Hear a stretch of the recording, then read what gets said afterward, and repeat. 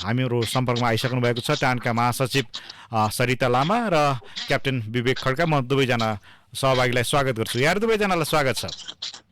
धन्यवाद हजुर।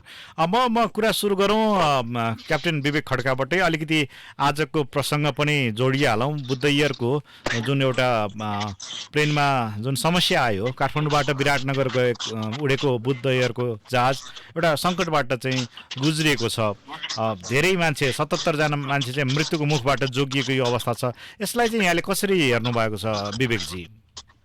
हजुर, यो कस्तो हो भने जहाजहरूमा कहिलेकाहीँ सधैँ सिचुएसन नर्मल हुँदैन होइन। अब कहिलेकाहीँ यस्तो एबनर्मल सिचुएसन पनि आउँछ, त्यसलाई चाहिँ इमर्जेन्सी भन्छ। अब इमर्जेन्सीमा चाहिँ आज बुद्ध एयरको जहाजको ल्यान्डिङ गियर मा समस्या आएको भन्ने कुरा बुझियो। पहिला सुरुमा चाहिँ विराटनगर गएको थियो र उताखेरि चाहिँ त्यसमा चाहिँ इन्डिकेसनमा हजुरको कस्तो हुन्छ भने प्राइमेरी इन्डिकेसन र सेकेन्डरी इन्डिकेसन दुइटै इन्डिकेसनमा प्राइमेरीमा चाहिँ त्यसमा ल्यान्डिङ गेट देखाएन, ल्यान्डिङ गेट डाउन भएको नदेखेको, र सेकेन्डरीमा चाहिँ देखिएको भन्ने कुरा बुझियो। र टावर अब्जर्भेसनबाट पनि अब त्यसमा चाहिँ अब ल्यान्डिङ गेयर डाउन भएको नदेखेको भनेर पाइलटलाई जानकारी भएपछि पाइलटले चाहिँ निर्णय गरेर उहाँ चाहिँ डाइभर्ट गरेर काठमाडौँ आउनु भएको हो होइन। अब यो जहाजमा अब प्रब्लम आउने चाहिँ अब कहिलेकाहीँ यो स्वाभाविक नर्मल कुरा हो। कहिलेकाहीँ नर्मल कुरा भन्नाले एकदम नर्मल त भन्न मिल्दैन, तर कहिलेकाहीँ यो चाहिँ मेकानिकल कुरामा कुनै न कुनै समस्या कहिलेकाहीँ आउन सक्छ। तर आउँदैमा अब मान्छेहरू सबैजना मृत्यु भइहाल्ने, अब चाहिँ एक्सिडेन्ट भएर ठुलो क्याटास्ट्रोफिक भइहाल्ने भन्ने चाहिँ हुँदैन। अब यसमा चाहिँ प्रोसिडियरहरू हुन्छ, त्यो चाहिँ अब पाइलटहरू ट्रेन्ड हुन्छ त्यसको लागि हजुरको होइन। अब कुन समस्या तपाईँले भन्नुभयो नि यो प्राइमेरी इन्डिकेटरको सङ्केत नदेखिएको र सेकेन्डरी इन्डिकेटर सबै ठिकठाक रहेको भन्ने भयो नि। त्यसो भए सेकेन्डरी इन्डिकेटरमा जुन खालको समस्या छैन भनेपछि त ल्यान्डिङ गियर खुलेकै मानिन्छ भनिन्छ नि त? होइन, यस्तो हुन्छ हजुरको। अब यो 3 डाइमेन्सनमा उड्ने कुरा, अब त्यत्रो 77जना कतिजना मान्छे बोकेर उडेको जहाज फुल 100% कन्फर्मेसन नगरिकन यतिकै अन्दाजको भरमा ल्यान्ड गर्ने भन्ने त्यो मूर्खता हुन्छ होइन। अब त्यसको चाहिँ पाइलटले जे गर्नुभयो एकदम राम्रो गर्नुभयो। उहाँ एक्सपिरियन्स पाइलट भएको भएर उहाँले के गर्नु भने सबभन्दा पहिला त विराटनगर टावरले चाहिँ तपाईँको ल्यान्डिङ गियर छैन भनेपछि सायद त्यति बेला ल्यान्डिङ गियर डाउन भएको थिएन होला, उहाँ डाइभर्ट गरेर काठमाडौँ आउनुभयो होइन। अब आउने क्रममा उहाँ चुप लागेर त बस्नु भएन होला, उहाँले इमर्जेन्सी प्रोसिडियरहरू के छ, अब त्यो ल्यान्डिङ गियर डाउन नहुँदाखेरि के कुराहरू चाहिँ हेर्नुपर्छ, चेक गर्नुपर्छ, मेकानिकली ट्राई गर्नुपर्छ, यथावत कुराहरूमा चाहिँ उहाँले सबै कुराहरू चाहिँ आफ्नो तर्फबाट प्रयत्न गर्नुभयो होला। गरेपछि अब कुनै पोइन्टमा सायद अब ल्यान्डिङ गियर को त्यो प्रब्लम जुन थियो त्यो चाहिँ सल्भ भयो होला होइन। तैपनि अब सल्भ भयो होला भनेर पाइलटले तलपट्टि चाहिँ इन्डिकेसनको भरमा मात्रै अब एकदम ठिक छ भनेर त्यो कन्फर्मेसन उहाँले ल्यान्ड गर्ने भन्ने कुरा आउँदैन। उहाँले चाहिँ रिकन्फर्मेसनको लागि उहाँ चाहिँ 2-3 चोटि ओभरसुट गरेर टावरलाई मेरो ल्यान्डिङ गरेर एकचोटि हेरिदिनु होला, त्यहाँबाट चाहिँ त्यो के अरे दूरबीनबाट हेरिदिनु होला, चेक गरिदिनु होला भन्नुभयो। र सायद टावरले पनि चेक गर्दाखेरि कुनै अब एउटा पोइन्ट एउटा एङ्गलबाट उहाँले कहिले चाहिँ एउटा ल्यान्डिङ गरेर देख्नुहुन्छ रहेछ, कहिलेकाहीँ चाहिँ अब त्यो टावरले चाहिँ तपाईँको ल्यान्डिङ गरेर राम्रोसँग क्लियर भएन भन्ने कुरा आयो होइन। र हामी चाहिँ जमिनमा थियौँ हजुर त्यति बेला। जमिनबाट चाहिँ लौ हामी रिकन्फर्म गरिदिन्छौँ नि त भनेर लकिली मसँग चाहिँ त्यति बेला हजुरको जुम लेन्स भएको एउटा क्यामेरा थियो। म दौडेर गएँ, लिएर आएँ र त्यो जहाज अलिकति तल डिसेन्ड गर्ने क्रममा आएको बेलामा चाहिँ मैले त्यो मजाले जुम गरेर फोटो खिचेँ। फोटो खिचेपछि हामीले त्यो फोटोलाई जुम गरेर हेऱ्यौँ र बुद्ध एयरको त्यति बेला मङ्गेश सर त्यो उहाँ इन्जिनियर हुनुहुन्छ, उहाँलाई पनि मैले त्यो फोटो पनि देखाएँ होइन। उहाँले चाहिँ हेर्दाखेरि चाहिँ ल्यान्डिङ गियर सबै ठिक छ भनेपछि अब कन्फर्म भयो नि त हजुरको। उता तपाईँ अब आकाशमा उडिरहने मान्छे पनि आज जमिनमा बस्नु पर्यो होइन? हजुर, म एउटा फ्लाइट सिधाएर गोसाइकुण्डाको फ्लाइट थियो मेरो बिहान, अनि त्यो सिधाएर म त्यो लन्च खाएर त तल के अरे आफ्नो अफिसमा स्ट्यान्ड बाई बसिरहेको थिएँ। त्यो अचानक अब त्यो इमर्जेन्सी आयो भनेपछि म चाहिँ एकदम दौडेर हेलिप्याडतिर आएको थिएँ हजुर। यो जहाज उड्नुभन्दा अगाडि एउटा जाँच पडताल हुन्छ नि, एउटा इन्भेस्टिगेसन हुँदैन? त्यस्तो समस्या जसरी देखियो आज यस्तो हुन्छ हजुरको। यो चाहिँ every day before every flight अब इन्जिनियरले सबै जहाज चेक गरे हुन्छ र साथसाथै पाइलटले पनि उड्नु अगाडि उहाँले पनि सबैतिर आफ्नो पाइलटको पनि चेक गर्ने कुराहरू हुन्छ। उहाँले चाहिँ सबै चेक गरेर अनि बल्ल साइन गरेर ककपिटमा बस्ने हो। यतिकै जहाज चाहिँ बिहान आएर खोलेर उड्ने भन्ने चाहिँ हुँदैन, त्यो चेक गरेर उडे हुन्छ हजुर। पक्कै पनि आज जुन क्याप्टेन आङ गेलु शेर्पाले जुन खालको भूमिका खेल्नुभयो उहाँलाई हाम्रो तर्फबाट पनि धन्यवाद। धेरैको ज्यान जोगाउनु भएको छ एउटा कठिन परिस्थितिमा। मान्छेहरू धेरै आत्तिएको कुराहरू उहाँहरूले प्रतिक्रिया दिनुभएको थियो।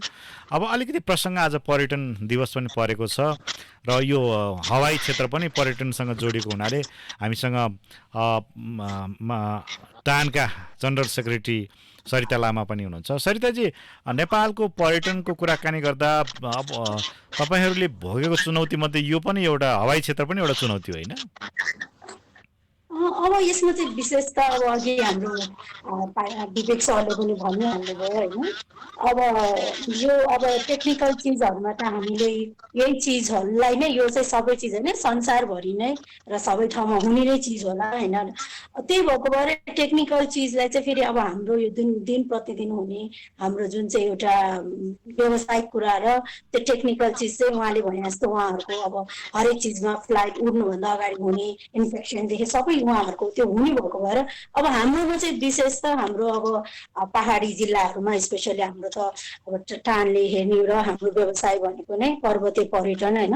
हाम्रो चाहिँ किनभनेदेखि एडभेन्चर टुरिज्म जसमा चाहिँ ट्रेकिङहरू पर्छ र पहाडी जिल्लाहरूमा जानुपर्ने भएको भएर अब यो आजको बहस त एकदम ठुलोमा मान्यो भने अब हामी ट्युनेटरहरूको कुरा गर्दाखेरि अब यो स्पेसल्ली अब जस्तै हाम्रो लुक्ला विमानस्थलमा जाँदाखेरि द डेन्जरस भनेर एउटा आफ्नो हाइलाइटको लागि गरिँदाखेरि कतिपय कुराहरूले एउटा रोमाञ्चक पनि ल्याइदिन्छ भने कतिपय कुराहरूले चाहिँ यसलाई दीर्घकालीन रूपमा हामी यसलाई कसरी चाहिँ सकारात्मक होइन पोजिटिभ वेमा लैजानु पर्छ भनेर पनि यसले धेरै नै कुरामा चाहिँ निर्धारण गर्छ। दुईटै पक्ष छ यहाँले भने जस्तो। एउटा रोचकता यसकारण छ कि जोखिम छ, त्यसकारण त्यो सफल हुँदा खुसी हुने र दुर्घटना हुँदा दुखी हुने त्यो चाहिँ छ नै होइन।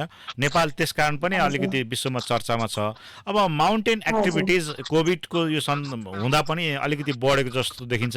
आजै पनि मनासलुमा आवरण भएको भन्ने खबर छ, यहाँलाई आज बढी जानकारी होला होइन?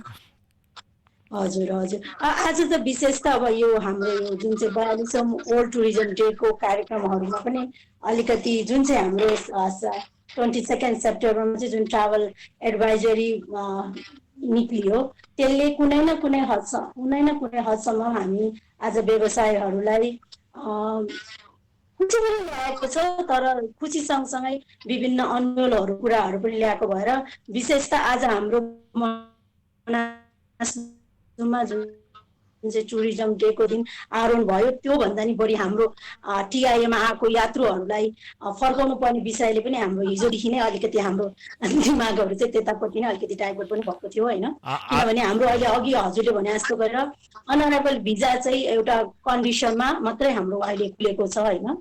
त्यो अनअराइभल चाहिँ फुल्ली भ्याक्सिनेटेड होइन, म आउँछु तपाईसँग त्यो विषयमा पनि आउँछु। भिजा छ भनेदेखि जो पर्यटकहरूको चाहिँ भ्याक्सिनेटेड भएको छैन उहाँहरूको लागि चाहिँ पुनः आफ्नै देशको हाम्रो सम्बन्धित निकायमा नै भिजा लिनुपर्ने कारणहरू र अलिकति अस्पष्ट नीतिहरूले कारणले चाहिँ हाम्रो आजको दिन चाहिँ वास्तवमा भन्दा एकदमै दुविधामा पनि बितेको छ। तपाईले जुन अस्पष्ट भन्नुभएको छ म एकछिनपछि आउँछु है, म आउँछु तपाईँसँग आउँछु। अलिकति नेट अलिकति राम्रो भएको ठाउँ बस्दिनु होला, अलिकति क्यारकार आइरहेछ। अलिकति क्याप्टेन विवेक जस्तो तपाईँ त अलिकति जोखिम मोल्ने पाइलट मध्ये पनि हुनुहुन्छ होइन, तपाईँसँग धेरै कुराहरू जोडिएको छ, तपाईँ जहाँ जानुहुन्छ एउटा चर्चाको विषय पनि हुन्छ। यो पर्यटन क्षेत्रको कुरा गर्दा पर्यटनले तपाईँलाई के दियो र पर्यटन क्षेत्रलाई तपाईँले के दिनुभयो भनेर मैले भने के हुन्छ यसको जवाफ? यस्तो हजुर, अब पर्यटनले मलाई के दियो र मैले पर्यटनले के दियो भने यसको चाहिँ अब एन्सर भन्नुपर्दाखेरि हजुरको के हुन्छ भन्दाखेरि अब यदि पर्यटन नहुँदो हो र यहाँ चाहिँ हाम्रो हिमाल पहाडमा चाहिँ मान्छेहरू चाहिँ एक्सट्रिम मात्रामा मान्छेहरू नआउँदो हो र मैले चाहिँ म्याक्सिमम रेस्क्यु गर्न नपाउँदो हो त यति बेला चाहिँ म हजुरले भने जस्तो क्याप्टेन विवेक हुन्थेन होला, सायद एउटा नर्मल पाइलटको रूपमा चिनिन्थ्यो होला होइन। अब उहाँहरू आउनु भएर नै ठाउँ ठाउँमा चाहिँ हामीले चाहिँ स्ट्यान्ड बाई बस्नुपर्ने, रेस्क्युहरू गर्नुपर्ने, एक्सट्रिम कन्डिसनहरूको रेस्क्युहरूमा चाहिँ जोखिम मोलेर हामीले चाहिँ त्यो हिमाल पहाडबाट चाहिँ लङ लाइनहरू गरेर मान्छेहरू निकाल्नु पर्ने। अब यस्तै कुराहरूले चाहिँ हामीले चाहिँ एउटा एक्सपिरियन्स पाइलटको रूपमा चाहिँ उहाँले चाहिँ मलाई चाहिँ त्यो दिनुभएको हो होइन। अब मैले उहाँलाई के दिएँ भनेर सोध्नुहुन्छ भने उहाँलाई चाहिँ सेन्स अफ को चाहिँ एउटा सेक्युरिटी। अब म जुनसुकै हिमालमा गए पनि मलाई चाहिँ जुनसुकै अवस्थामा पनि मलाई चाहिँ भोलि गाह्रो पर्यो भने मलाई जोगाउनलाई चाहिँ क्याप्टेन विवेक जस्तो पाइलट चाहिँ नेपालमा छ है भनेपछि उहाँ पनि ढुक्क भएर चाहिँ हिमाल पहाडहरूमा चाहिँ जाने एउटा सेन्स अफ एउटा के भन्छ त्यसलाई चाहिँ सेक्योर चाहिँ उहाँहरूले चाहिँ मबाट पाउनुभयो त्यही हजुर। अनि विवेक खड्का हुनुहुन्छ भनेपछि आरोहीहरू पनि सजिलै जान्छन्, केही पर्यो भने जोगाउने मान्छे छ भन्ने हुन्छ होइन? हजुर पहिला चाहिँ कस्तो हुन्थ्यो भने पहिला धेरै अगाडि चाहिँ हाम्रो हिमालहरू अब सबै अब यो यति हाइटमा छ, यति अल्टिट्युडमा छ, हाम्रो वेदर कन्डिसनहरू यति एक्सट्रिमहरू कन्डिसनहरू आउँछ होइन। कोही मान्छे चाहिँ हिमाल चढ्दा चढ्दै बिरामी भइदियो भने कतिको हिमालमा त हजुरको ल्यान्डिङ स्पटहरू हुँदैन होइन। अब हेलिकप्टर गएर ल्यान्ड गरेर मान्छेहरूलाई निकाल्ने सिचुएसन नै हुँदैन।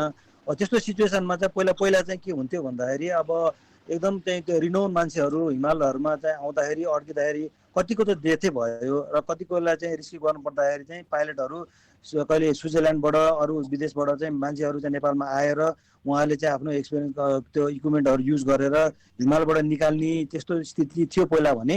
अहिले जब अब हाम्रो जेनेरेसन जुन चाहिँ अब त्यो लङ लाइनमा ट्रेनिङ गरेर चाहिँ हामी म र मभन्दा अगाडिको एक दुईजना पाइलटहरू होइन हामी चाहिँ जब चाहिँ हामी सक्षम भयौँ तबदेखि चाहिँ अब हाम्रो जुनसुकै हिमालमा जस्तोसुकै अल्टिट्युडमा र जस्तोसुकै सिचुएसनमा पनि नेपाली पाइलटहरूले नै आफ्नो चाहिँ त्यो एक्सपिरियन्सको भरमा र इक्विपमेन्ट युज गरेर हाम्रो चाहिँ त्यो टेक्निकहरू युज गरेर हामीले चाहिँ मान्छेलाई त्यो हिमालबाट चाहिँ निकाल्न सक्ने क्षमता हामी कहाँ भएको भएर अहिले उहाँहरू चाहिँ अब नेपालमा आउँदा पनि अलिक ढुक्क नै हुनुहुन्छ किनभने कुनै पनि पोइन्टमा अब भोलि चाहिँ हिमाल चढ्दा चढ्दै बिरामी भयो भने हामीले त्यो ठाउँबाट निकालिदिन्छौँ। हजुर, म तपाईँसँग फेरि आउँछु। सरिताजी, जस्तो तपाईँले अघि अस्पष्ट नीति भन्नुभयो, सरकारले जुन खालको खुकुलोपन गर्यो त्यसमा पनि तपाईँको अलिकति गुनासो रह्यो होइन? अस्पष्ट भन्नाले के भन्नु खोज्नु भयो तपाईँले? अब त्यही हो, अब के भयो भने अस्तिसम्म हामी नेपाल चाहिँ हामीलाई रेकमेन्डेसन एउटा हाम्रो यहाँबाट गरिसकेपछि नेपाल टुरिज्म बोर्ड र नेपाल सरकारको इमिग्रेसनबाट एउटा रेकमेन्डेसन भइसकेपछि चाहिँ हाम्रो पर्यटकहरू चाहिँ नेपालमा टिआइएमा के भन्छ हवाई मार्गबाट आउँदाखेरि चाहिँ उहाँले यहाँ अनरेबल भिजा लिन सक्नुहुन्थ्यो होइन। तर अहिले आएर चाहिँ एउटा सर्त 1 र 2 गर्दाखेरि सर्त 1 अनुसार उहाँहरूले फुल्ली भ्याक्सिनेटेड भएर आउनु यहाँनिर अनरेबल भिजाको प्रावधान भयो होइन, क्वारेन्टाइन पनि हट्यो। तर प्रावधान 2 ले जो चाहिँ भ्याक्सिनेटेड हुनुहुन्न उहाँहरूलाई चाहिँ फेरि अहिले अनअराइभल जुन पहिला हाम्रो यो 22 सेप्टेम्बरभन्दा अगाडि दिएको जुन चाहिँ सेवा पनि उहाँहरूले बन्द गरिदिनु भयो के। त्यही भएर फेरि के हुन्छ भने हामी कहाँ एउटा निर्णय हुन्छ, त्यो निर्णय हामी एउटा स्टेक होल्डर कहाँ एउटा संस्थामा र हामी व्यवसायीसम्म आइपुग्नलाई उहाँहरूको आज गभर्मेन्ट नीति अनुसार 48 घण्टा लाग्ने, अनि त्यो पछि बुझ्नलाई अर्को 1 दिन लाग्ने होइन। अनि त्यो पछिबाट फेरि हाम्रो जति निर्णय हुन्छ नेपालीमा हुन्छ त्यसलाई फेरि ट्रान्सलेट गर्नलाई अर्को 1 दिन लाग्ने गर्दाखेरि हामी 22 मा भएको निर्णयलाई आजसम्म पनि क्लियरली अहिलेको यो बेलासम्म पनि यो नै हो है, यो नै एबीसीडी यो नै हो भनेर भन्न सक्ने स्थिति नहुँदाखेरि कतिपय हाम्रो पर्यटकहरू उहाँहरूले अब टिकट काटिसक्नु भएको छ, नेपाली चाहिँ ओपन भनेर हामीले यति फुल्ली अब प्रचार गरिरहेको छौँ रिओ ओपन भनेर होइन।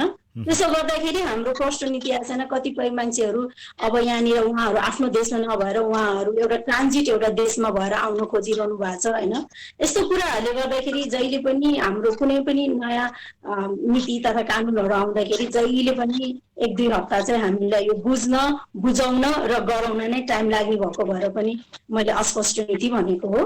अब अलिकति टानतर्फ म फर्केँ, टानले चाहिँ के गर्दैछ तपाईँहरूको कार्यक्रमहरू गन्तव्यहरू जुन माउन्टेन एक्टिभिटिजको सन्दर्भमा चाहिँ अब यो ट्रेकिङ रुटको कुरा सन्दर्भ छ होइन, तपाईँहरू आफै चाहिँ निजी क्षेत्र टानको भूमिका चाहिँ के छ, के गरिरहनु भएको छ? अब टानको भूमिका भन्दाखेरि अब टानले अहिलेसम्म जुन चाहिँ नेपाल सरकारले रेकगनाइजै नगरेको अहिलेसम्म हामी 2 वर्षसम्म आफै बाँचिरहेछौँ। अहिलेको यो स्थितिमा कोभिड पछिको त्यो नै सबैभन्दा ठुलो कुरा हो होइन। किनभने हामी निजी क्षेत्रलाई गभर्मेन्टले कहिले पनि हेर्दैन र हेरेको पनि छैन र अहिलेसम्मको हाम्रो काम भनेको हामी आफू व्यवसाय बाँच्ने र हामीसँग आश्रित श्रमिकहरूलाई बाँच्नु नै बचाउनु हाम्रो अर्को एउटा ठुलो कुरा हो भने अहिलेको यो तपाईँले यदि आजको यो पर्यटन दिवसको जुन चाहिँ के कार्यक्रम भयो भनेर भन्नुभएको हो भने हाम्रो अहिले यो मिठान र एनटिभी मिलेर श्रमिकहरूलाई क्यास फर वर्क पेमेन्ट भनेर हामीले अहिले 20 करोडको एउटा योजनाको कामहरू अगाडि बढाइरहेछौँ। आजको मेरो दिनभरि लगभग यही कामहरूमा गएर सबैजना हाम्रो श्रमिक साथीहरूलाई भेट्ने ओर्ने र नेपाल सरकारको जुन चाहिँ कार्यक्रममा सहभागी हुने नै हो होइन। र विशेष त आजको दिन भनेको नै अहिलेको यो जुन चाहिँ 22 कस्तो यो तपाईँले सेप्टेम्बरमा यो आएको 20 करोडको नीति कुरा चाहिँ गर्नुभयो नि एक- सरिताजी, यो 20 हजुर करोड भनेको चाहिँ हजुर के को लागि त यो हाम्रो यो रोजगार? हाम्रो श्रमिकहरूको लागि क्यास फर वर्क भनेर अहिले हामी विभिन्न पदमार्गहरू सफा गर्ने गरिरहेछौँ। जस्तै हाम्रो नारायणी यो एउटा कुरो नि, यो जुन चाहिँ हाम्रो ठिक काठमाडौँमा छ। बुटुमा छ त्यहाँको त्यो ठाउँको सरसफाइदेखि लिएर हामीले हाम्रो नेपालको अधिराज्यभरि नै होइन विभिन्न जुन ठाउँमा चाहिँ अहिले पदयात्रा सफा गर्नु पर्नेछ अब के भन्छ ठिक छ, यो पुनर्निर्माण तपाईँले गर्नुपर्ने भन्नुभयो नि, अब कामहरूमा चाहिँ सरसफाइको हाम्रो कुरा श्रमिकहरू जोड्नुभयो होइन। अहिले नेपालमा पर्यटकलाई भित्राउनको लागि अब सरसफाइ त हुनै पर्छ, तर त्योभन्दा पनि हाम्रो गन्तव्यहरू, हाम्रो ट्र्याक रोडहरू कस्तो छ, कुन अवस्थामा छ, त्यसको चाहिँ सुरक्षित कुरा हुन्छ नि, त्यो गन्तव्य कतिको सुरक्षित त्यसतर्फ चाहिँ यहाँहरूको ध्यान नगएको हो। हाम्रो यस्तो हुन्छ अब तपाईँले के हुन्छ भने हामी एउटा पहाडी जिल्ला भनेर अब सायद मैले हजुरहरूलाई पनि भनिरहनु नपर्ला होइन। प्रत्येक वर्ष याममा हाम्रो कुनै न कुनै पदयात्रा ट्रेकिङ रुटहरू बिग्रेकै हुन्छ। जस्तै हाम्रो पासाङ लामुमा अलिकति माथि टोकटोकमा बिग्रेको थियो, त्यसको निर्माण भइरहेछ। यस्तै गरी मनाङ जिल्लामा तालमा अस्ति जुन होइन, मैले तपाईँहरू यो टुक्रे कार्यक्रम भन्दा पनि अलि फोकस वास्तविक यो पर्यटन क्षेत्रलाई माथि उठाउने तर्फ किन नलाग्नु भएको?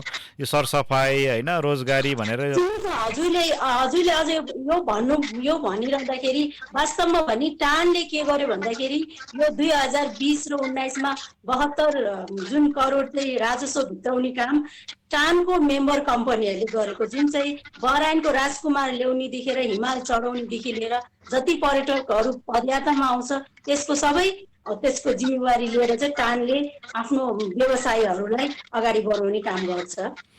हामी कुनै पनि काम चाहिँ हामी भनेको चाहिँ हाम्रो व्यवसाय र नेपाल सरकारको नीति निर्माणको लागि चाहिँ हामी एउटा पुलको काम गर्दछौँ। ठिक छ, तपाईँले त्यसो भनिरहँदा अलिकति म फेरि क्याप्टेन विवेक खड्कातर्फै जान चाहन्छु। आज सन्दर्भ पर्यटन विश्व पर्यटन दिवस पनि छ र विश्वभरिका पर्यटकहरूलाई एउटा ओपन होइन, खुल्ला छ, जो जहाँ पनि जान सक्ने, घुम्न सक्ने, विश्व नै खुलेको अवस्थामा नेपाल नखुल्ने त कुरै पनि भएन होइन। तैपनि अब यहाँको अलिकति ग्राउन्ड रियालिटीतर्फ जाउँ न। तपाईँले हेर्दा चाहिँ नेपालको पर्यटन क्षेत्र कस्तो सिचुएसन कस्तो छ विवेकजी?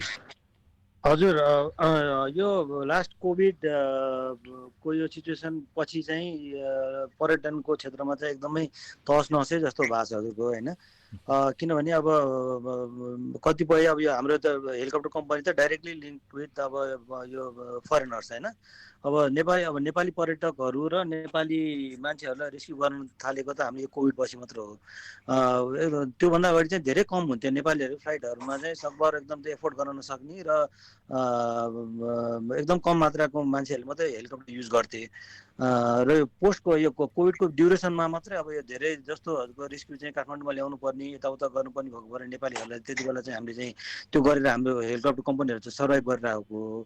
नत्र भने त पहिलाको सिचुएसनमा फर्केर हेर्ने हो भने जुन चाहिँ त्यति 8-9वटा 10वटा हेलिकप्टर कम्पनी छन्, त्यो सबै हेलिकप्टर कम्पनी चाहिँ they use to rely on त्यो फरेनर्स होइन त। मान्छेहरू यहाँ आउँदाखेरि त्यहाँ म्याक्सिमम् फ्लाइटहरू हुने, रेस्क्युहरू हुने, त्यही कुराहरूले नै अब स्टाफहरूलाई चाहिँ त्यही अनुसार पाल्न पर्ने, गर्नुपर्ने, सबै गर्ने पर्ने सिचुएसनमा चाहिँ यो पर्यटन नआउँदाखेरि त तहस नहसै भएको थियो हजुर।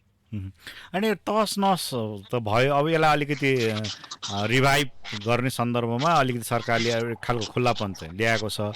तर अब कसरी अगाडि बढ्ने भन्ने कुरामा उहाँहरू अब जस्तो 20 करोडको सन्दर्भमा उहाँले जोड्नुभयो होइन। यो सरसफाइ भन्दा पनि अझ अर्को यो तपाईँ त अब हिमालका क्षेत्रहरू हेर्नुहुन्छ होइन, आकाशबाट जमिनमा हेर्नुहुन्छ, त्यो हेर्दा दृश्यहरू अथवा त्यो सिचुएसनहरू कस्तो देखिन्छ र के गर्नुपर्छ जस्तो लाग्छ तपाईँलाई चाहिँ? अब हामीले यो कोभिडकै ड्युरेसनमा पनि अब यो लास्ट उसमा स्प्रिङमा हजुरको के अरे माउन्ट एभरेस्ट एक्सपिडिसन भयो होइन। अब मान्छेहरू चाहिँ पहिला चाहिँ अब आउने नआउने नै कन्फर्म थिएन त्यति बेला। पछि मान्छेहरू त्यत्रो मान्छेहरू आएर बेस क्याम्प खडा गरेर त्यो माउन्ट एभरेस्ट नै चढेर कति त कोभिड लाग्दा लाग्दै चढेर पनि आए होइन। अनि अब हाम्रो काम भनेको अब त्यति बेला उहाँहरूलाई चाहिँ ठाउँमाबाट त्यो मैले लगभग 25-30वटा क्याम्प टूबाट रेस्क्युहरू पनि गरेँ। अब रियालिटीमा त के भन्दाखेरि यदि पर्यटनहरूलाई नेपालमा राम्रोसँग भित्राउने हो भने हामीले इन्फ्रास्ट्रक्चरहरू तयार गरिदिनुपर्छ। जस्तै उहाँ एक त हाम्रो जस्तै पर्यटन आएर यहाँबाट लुक्ला जाँदाखेरि लुक्लाको मान्छेलाई त्रास नहोस् होइन।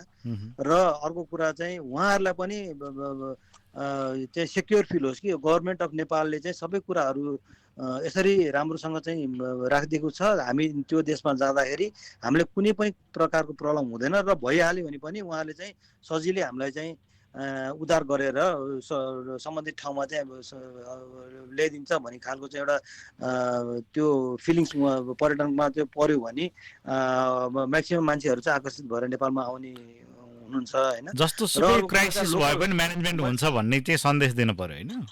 हजुर एक्ज्याक्टली हजुर। त्यो चाहिँ अब गभर्मेन्ट पोलिसीबाट नै अब उहाँहरू एन्ट्री भएदेखि होइन अब नेपालमा एन्ट्री भएदेखि नै र उहाँहरू एक्जिट हुन्जेलसम्मको ड्युरेसनमा चाहिँ सबै कुराहरूबाट चाहिँ हामीलाई केहीमा पनि प्रब्लम हुँदैन र भइहाल्यो भने पनि गभर्मेन्ट नेपालमा चाहिँ यस्तो खालको राम्रो चाहिँ यो के अरे व्यवस्था छ त्यसमा चाहिँ हामी ढुक्कसँग यो देशमा जान सक्छौँ है भन्ने खालको सेन्स उहाँहरूमा चाहिँ आइदियो भने त म्याक्सिमम् पर्यटन आउने स्वाभाविक हुन्छ एउटा कुरा। अर्को कुरा चाहिँ हजुरको मैले भने नि अघि भने जस्तै लोकल मान्छेलाई पनि अब कुनै पोइन्टमा गएर मान्छे भित्राउँदाखेरि उहाँलाई नै त्रास हुने खालको सिचुएसन नहुनलाई उहाँ त्यो लोकल मान्छेहरूलाई पनि अवेरनेस गराएर होइन अब के हुनुपर्छ। जस्तै पर्यटन आउँदाखेरि चाहिँ लोकल मान्छेले के कुराहरूमा सावधानी अप्नाउनुपर्छ, के कुराहरूलाई उहाँलाई ध्यान दिनुपर्छ, त्यो कुराहरूलाई चाहिँ लोकललाई पनि जानकारी गराएर गऱ्यो भने लोकलमा पनि अवरोध हुँदैन। नत्र भने अस्ति जस्तै एउटा फर इक्जाम्पल म एउटा भनिदिन्छु है। एउटा बलिउडको फिल्म सुटिङको लागि लोकेसन चाहिँ हेर्नलाई मान्छेहरू आउनु भएको थियो होइन।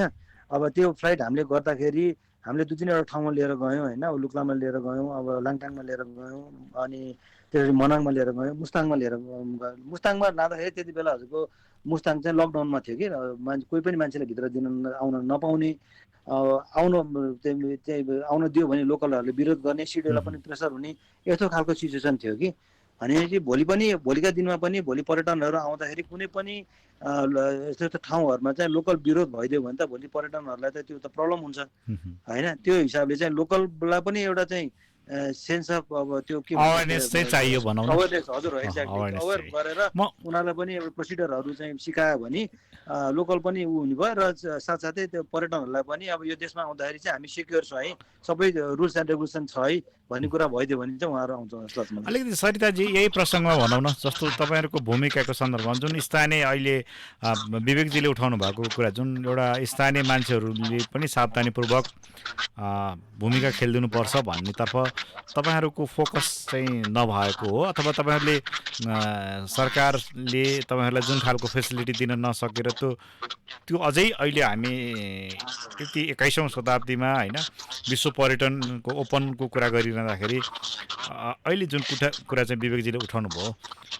यो तर्फ चाहिँ हामी कति सचेत हुन नसकेको हो। अब यसो छ, अब तपाईँलाई प्रष्ट रूपमा भन्दाखेरि हामी के भन्छ 3 स्थानीय तहबाट हामी काम गरिरहेको छौँ होइन। अब हामी सङ्घीय काठमाडौँमा बसेर सङ्घीयले अब उहाँ दिपक अघि भर्खर विवेक सरले भन्नुभयो कि उहाँले मुस्ताङमा हेलिकप्टर लगाउनुलाई नै उहाँले पहिलोचोटि अनुमति लिनुहुन्छ के भनेपछि सङ्घीय सरकारले उहाँलाई अनुमति दिनुभयो। जस्तै मैले ट्रेकिङ पर्मिट लिँदाखेरि त्यो पर्मिट त हामीलाई दियो नि। यदि त्यो के छ भने यो निकायमा नै हाम्रो सूचना प्रवाह हुँदैन के होइन। त्यही भएर त नि हामी पनि जुन ट्रेकिङमा जाँदाखेरि उहाँहरूलाई पनि त्यही समस्याहरू आयो। अब हामी जब सङ्घीय जान्छौँ त्यो पछि प्रदेशको आफ्नो एउटा उहाँहरूले आफ्नो एउटा स्थानीय लगाउनुहुन्छ, त्यो पछिबाट स्थानीय लेभलमा पनि उहाँहरूले गाउँपालिका होइन नगरपालिका अनि त्यो पछिबाट उहाँहरूको कम्युनिटी यस्तो कुराहरूले गर्दाखेरि चाहिँ अहिलेसम्म हाम्रो मेन काम भनेको नै नेपाल सरकारको भएको जति के भन्छ कुराहरूलाई हामीले आफ्नो पर्यटक वा पदयात्रीसम्म पुर्याउने र यहाँ हाम्रो जुन चाहिँ यहाँ काठमाडौँ नेपालको भरिको अधिराज्यमा हाम्रो व्यवसाय भनेको नि कुना कप्चासम्म पुग्नुपर्ने भएको भएर हरेक चोटि हाम्रो चाहिँ सम्बन्धित निकायमा चाहिँ हाम्रो यसमा छलफल हुन्छ। जस्तै पासाङ लामो गाउँपालिकाले सगरमाथा आधार शिविरमा जानुलाई उहाँहरूले एउटा प्रष्ट एउटा प्रेस विज्ञप्ति निकालिदिनु भयो। के भन्नुभयो भने उहाँ जो पासाङ लामा गाउँपालिकामा जानुहुन्छ उहाँहरूको चाहिँ पिसिआर रिपोर्ट नेगेटिभ चाहिन्छ वा उहाँ भ्याक्सिनेटेड भएको प्रुफ चाहिन्छ भन्यो होइन।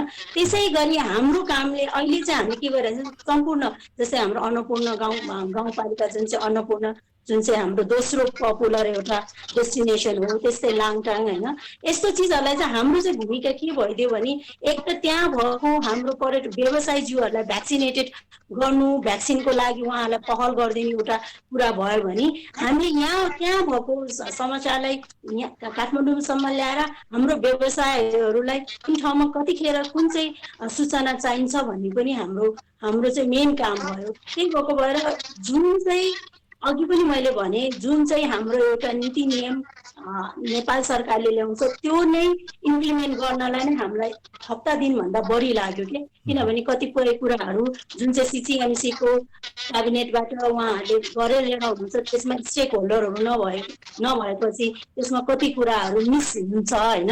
फेरि त्यसलाई इम्प्लिमेन्ट गरेर रिक्वेस्ट गरेर आउँदाखेरि हरेक पल्ट नै यो चाहिँ हाम्रो सूचना चाहिँ एकले अर्कालाई नदिने। अब लास्ट टाइम पनि हामीलाई त्यस्तै भयो, यहाँ नेपाल काठमाडौँ अब खोलियो, अब टुर खोलेन हाम्रो अब सम्पदाहरू जस्तै पशुपति हाम्रो चौम्बुनाथहरू खुलेनन् होइन, पदयात्राको लागि मात्रै खुल्यो। अब यो सूचनाहरूलाई कसरी हुन्छ एकमुष्ट रूपमा ल्याएर हाम्रो व्यवसायीहरूसँग पुर्याउनु र त्यो चाहिँ क्लियर पुर्याउने चाहिँ हाम्रो दायित्व हो र हामी त्यो गर्नलाई तत्पर काम गरि पनि रहेछौँ। र तर के गर्ने अब जुन ठाउँबाट नै प्रष्ट रूपमा कुराहरू नआउँदाखेरि अलिक काम गर्न गाह्रो हुन्छ। त्यसलाई त्यति भनेर समन्वयको अभाव चाहिँ देखियो। तपाईँले सरकारले गरेको निर्णयहरू अथवा टान हान अथवा उड्डयन क्षेत्र विभिन्न सबै हामी टान हान नाटाले त हामीलाई चाहिँ यो गर्दा सजिलो हुन्छ भनेर हामी निजी क्षेत्रबाट माग होइन। तर के छ भने हाम्रो पर्यटन मन्त्रालय इमिग्रेसन वा गृह मन्त्रालयसम्म उहाँहरू पुरा गरिदिनुहुन्न। उहाँहरू स्वास्थ्य जस्तै अहिलेको हाम्रो पहिलो के भन्नुभयो भने उहाँहरूले यो नीति ल्याउँदाखेरि जो चाहिँ प्रवेश टिआइए वा कुनै पनि नेपालको स्थल तथा थलबाट आउने पर्यटकहरूलाई चाहिँ एन्टिजेन टेस्ट गरिन्छ भनेर भन्नुभयो होइन। तर अहिलेसम्म अब यहाँ हामीलाई त्यो टेस्ट चाहिँ पदयात्री तथा जुन चाहिँ हाम्रो टुरिस्ट छ उहाँले नै तिर्नुपर्छ भनेर उहाँले बकाइदा पहिलो लाइनमा लेख्नु भएको छ होइन। त्यो भइसकेपछि सबैजनाले सोध्नुभयो कि त्यसको कस्ट कति पर्छ, किनभने हाम्रो आउने टुरिस्टहरूलाई भन्नु पर्यो, किनभने यहाँ त फरेनहरू आउँदाखेरि उहाँले सबै त्यो डलरमा तिर्नु पर्यो कि नेपालीमा तिर्नु, सबै प्रिपेयर भएर एउटा सही सूचना त दिनु पर्यो नि होइन। अब त्यसको लागि लेखियो। अब स्वास्थ्यमा गए अहिले नै हाम्रो केही छलफल भएको छैन भन्नुहुन्छ। अब म इमिग्रेसनमा सोधेँ त्यो त स्वास्थ्यले राख्ने भन्नुहुन्छ। अब यो पाटोमा हामीलाई चाहिँ के छ भने हामीलाई चाहिँ के भने अन्तर मन्त्रालय बीचको समन्वयको कमीले गर्दा हामी व्यवसायीहरूले चाहिँ आफ्नो क्लाइन्टलाई चाहिँ हामी सही सूचना दिन पाएनौँ के।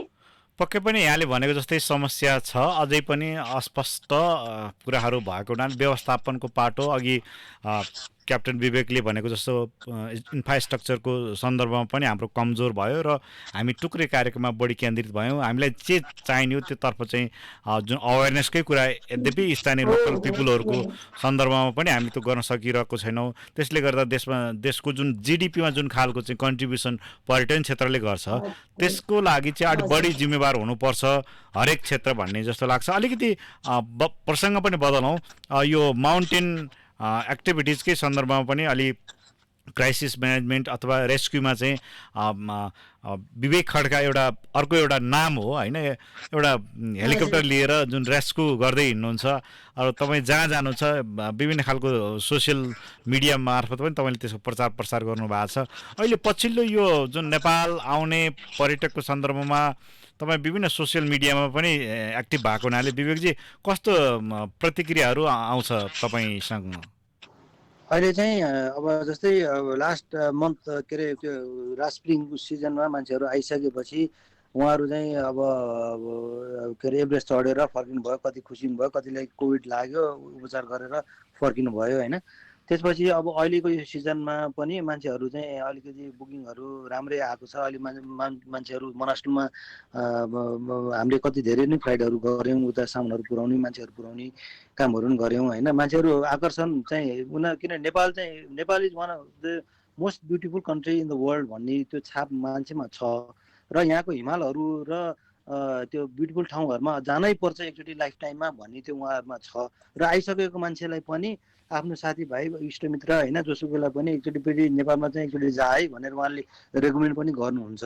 त्यही हिसाबले चाहिँ अब अहिलेको सिचुएसनमा सिर्फ यही हो कि अब यो कोभिडले गर्दाखेरि मात्रै सिचुएसन चेन्ज भयो हो, नत्र त पर्यटक आउन एकदम रुचाउने ठाउँ। अब एकछिन 1 महिनापछि सायद अब यता आमादौलामा मान्छेहरू फेरि एक्सपेडिसनको लागि आउनुहुन्छ होइन। त्यो बाहेक अबको सिजन भनेको ट्रेकिङ सिजन हो। अब बेस क्याम्पसम्म जाने फर्किने यही मात्रै हुन्छ। यो ट्रेकिङको मान्छेहरू चाहिँ एकदम अहिले पहिलाको कन्टेक्स्टमा त एकदमै कमै छ रेसियो हेर्ने हो भने, तर एक्सपिडिसन चाहिँ फाटाफुट्टा मान्छेहरू इन्ट्रेस्ट गरेर आइरहनु भएको। तैपनि जुन खालको संसारभरि कोभिडले अस्तव्यस्त बनाएको पर्यटन क्षेत्र त सबैभन्दा बढी ड्यामेज भएको नेपालको सन्दर्भमा होइन, यो चाहिँ अलिकति उठ्न थालेको जुन माउन्टेन एक्टिभिटिज बढेको भन्ने एउटा खुसीको चाहिँ कुरा त भयो होइन। अब जुन तपाईँले भन्नुभयो नि धेरै गर्न बाँकी छ नेपालमा, आफैमा राम्रो देश राम्रो भएको हुनाले इच्छा चाहिँ जाहेर गर्नु छ। यो विदेशी मात्रै तपाईँ त अब हेलिकप्टर उडाउने होइन, नेपाली पनि कतिको हेलिकप्टरमा चढेर यो हिमाल हेर्न जाने कतिको इच्छुक हुन्छन् अथवा के छ तपाईँसँग त्यस्तो? यो पहिला त एकदमै त्यो हामीले चाहिँ नेपाली धनाढ्यहरू मात्रै चढ्छन् भन्ने एउटा छाप चाहिँ थियो हजुरको पहिला चाहिँ है।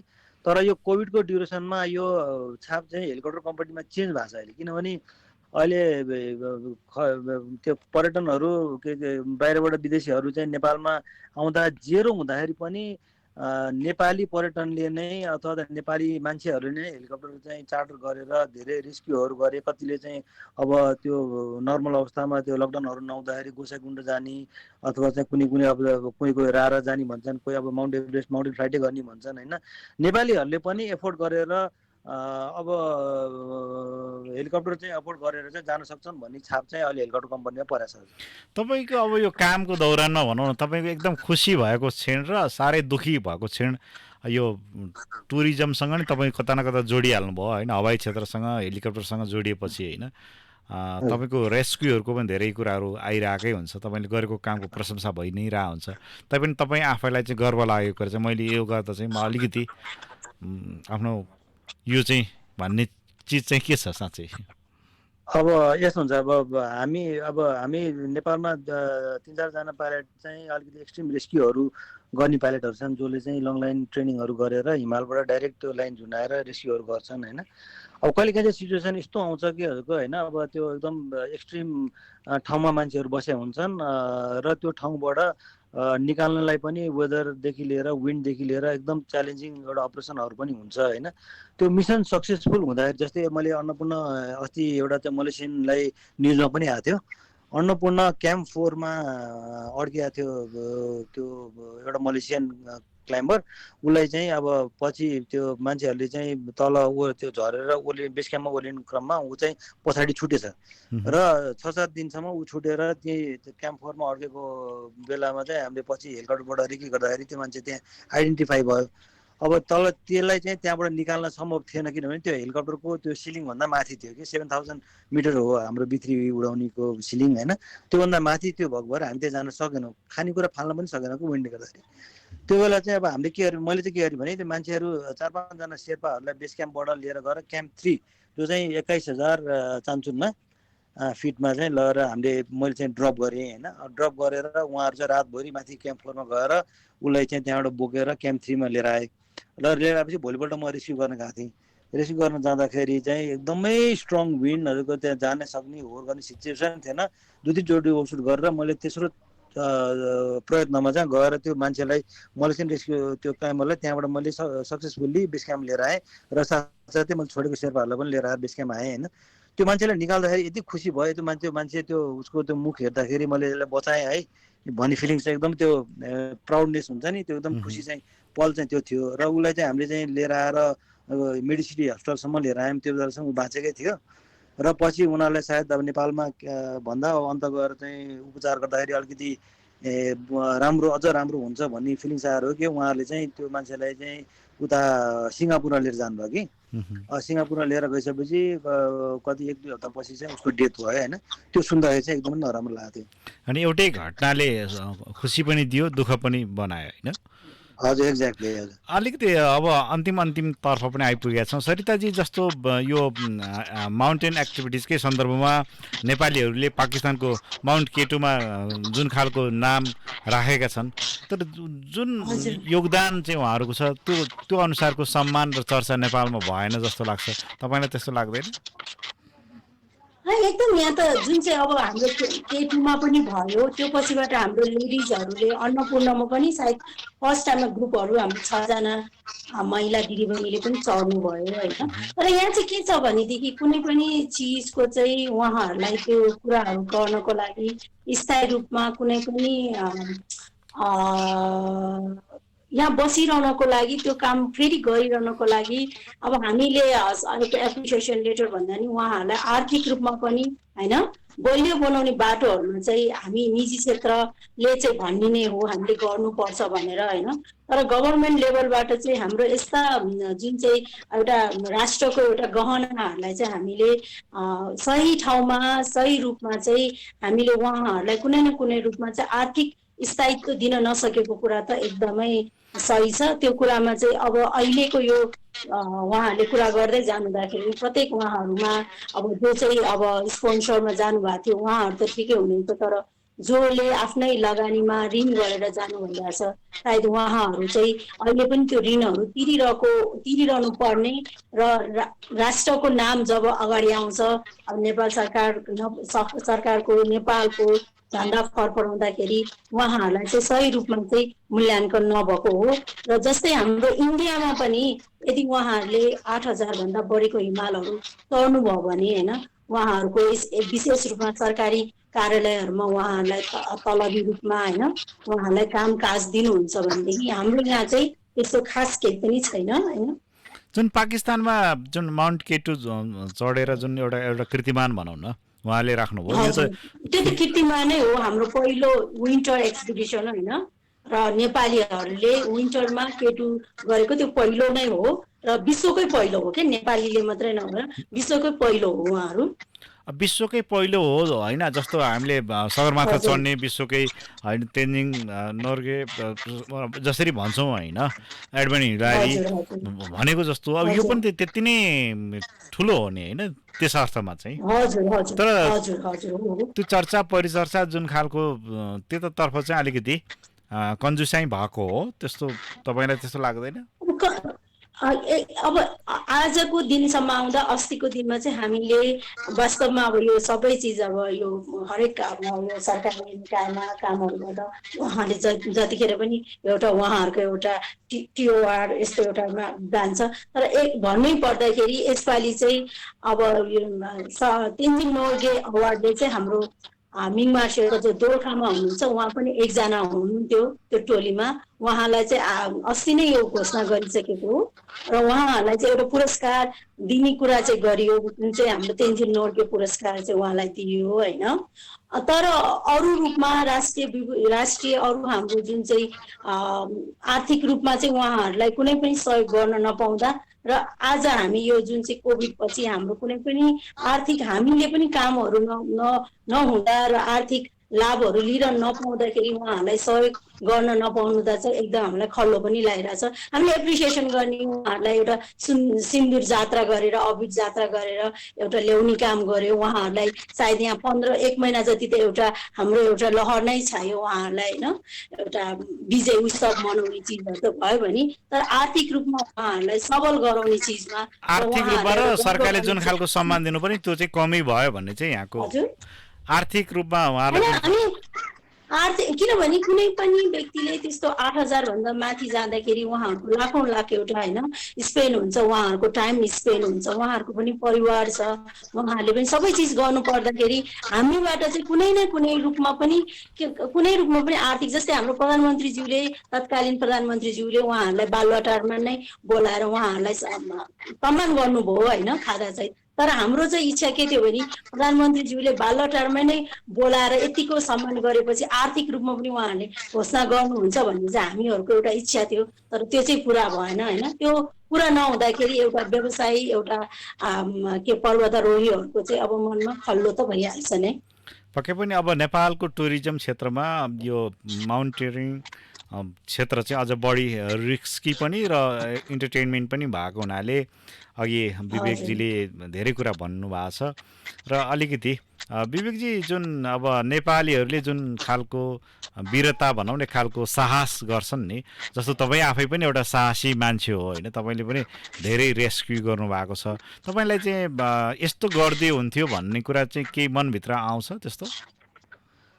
अब यो मलाई चाहिँ मनमा आउने चाहिँ हजुरको अब मेन चाहिँ हजुरको यहाँ के भन्दाखेरि एउटा चाहिँ सेट एउटा सरकारी एउटा चाहिँ भिजन राम्रो एउटा भिजनले चाहिँ डिसिप्लिनमा बसेर सबलाई चाहिँ एउटा चाहिँ नियम कानुनमा राखेर होइन एउटा सेफ्टी प्रिकसनहरू लिएर मान्छेहरूलाई चाहिँ नेपालमा म्याक्सिमम भित्राउन सकेर हामीले चाहिँ हिमाल पहाडमा चाहिँ मान्छेहरू टन्न देख्न पायो भने मलाई त्यही कुरामा चाहिँ खुसी हुन्छ। यो भइदिएदेखि हुन्थ्यो भने चाहिँ मलाई मनबाट त्यही छ। पक्कै पनि नेपालको हिमाल पहाडले जुन एउटा जिडिपीमा जुन खालको कन्ट्रिब्युसन गर्छ, आरआईहरूलाई का जुन समस्या छ त्यसलाई सम्बोधन गर्न सकियो भने पनि हाम्रो चाहिँ एउटा डलर भित्राउने एउटा यो एउटा माध्यम पनि हो पर्यटन होइन।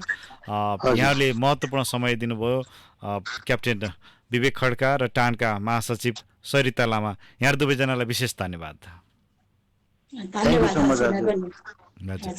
हुन्छ आज एउटा महत्त्वपूर्ण छलफल र जुन पर्यटन दिवसको सन्दर्भ पनि र आजै एउटा बुद्ध इयरको एउटा विमान जोगिएको अवस्थालाई लिएर हामीले कुराकानी गऱ्यौँ। यो कुराकानीमा टानका महासचिव सरिता लामा र क्याप्टेन विवेक खड्का रहनुभयो। फेरि पनि उहाँलाई विशेष धन्यवाद दिँदै आजको मुद्दाबाट म दीपक रियाल पनि बिदा हुन्छु। हवस् त, नमस्कार।